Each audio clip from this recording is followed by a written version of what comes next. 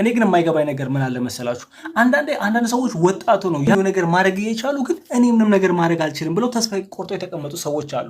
አንዳንዶች ደግሞ አርጅተው እድሜያቸው ገፍቶ የሆነ ነገር ለማድረግ የሆነ ነገር ለማሳካት ይሯሯጣሉ። ለምን?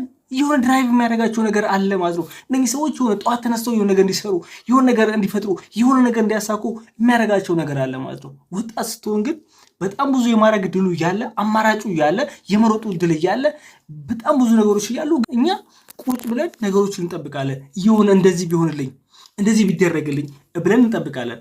ለምሳሌ ኃይሌ ገብረስላሴ ነው። ለምንድነው ይሄ ሰውዬ እስከዛሬ ደስ የሚሰራው? ለምንድነው ይሄ ሰውዬ ጠዋት የሚነሳው? ለምንድነው ከሁሉም ሰራተኛ ቀድሞ ስራ የሚገባው? ለምንድነው ዘግይቶስ የሚወጣው? ለምንድነው እንደዚህ ዲሲፕሊን እንደሆነው ስራው ላይ አተኩሮ የሚሰራው? ለምንድነው? እውቅና አጥቶ ነው? ገንዘብ አጥቶ ነው?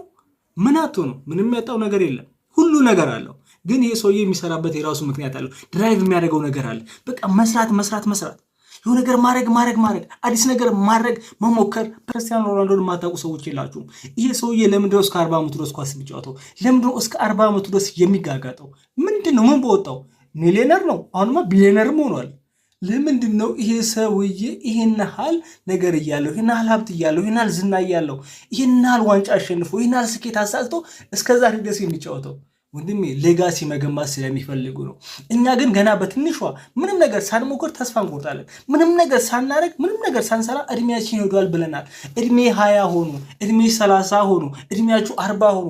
ረፈደብኝ፣ ምንም ነገር ማድረግ አልችልም፣ ምንም ነገር መስራት አልችልም የምትሉ ሰዎች እነሱን ሰውያቸው። እነዚህ ሰዎች እስከዚህ እድሜያቸው ድረስ እየተጋጋጡ የሆነ ነገር እየሞከሩ አንተ ገና 28 ዓመት ሆኖ 25 ዓመት ሆኖ 20 ዓመት ሆኖ ተስፋ የምትቆርጠው ለምንድን ነው? ለምንድን ነው ኢንስፓየር መሆን ያቃተ? ለምንድነው መነሳሳት ያቃተ? ምንድነው ወደኋላ የሚጎትተ? የሆነ ማሳካት የምትፈልገው ነገር ካለ፣ ድራይቭ የሚያደርግ ነገር ካለ፣ የሚመራ የሚገፋ ነገር የሆነ ነገር ካለ እነዚህ ሰዎች ትሆናለህ። እኛ አሁን አብዛኞቻችን ምንድነው የውስጥ መነሳሳት የለንም። የሆነ ያን ነገር ለማሳካት የሚገፋ ነገር የለም። ያን ነገር ፍጠረው። እነኚህ ሰዎች ጠዋት እንዲነሱ የሚያደርጋቸው የሆነ በቃ ድራይቭ የሚያደርጋቸው ነገር አለ።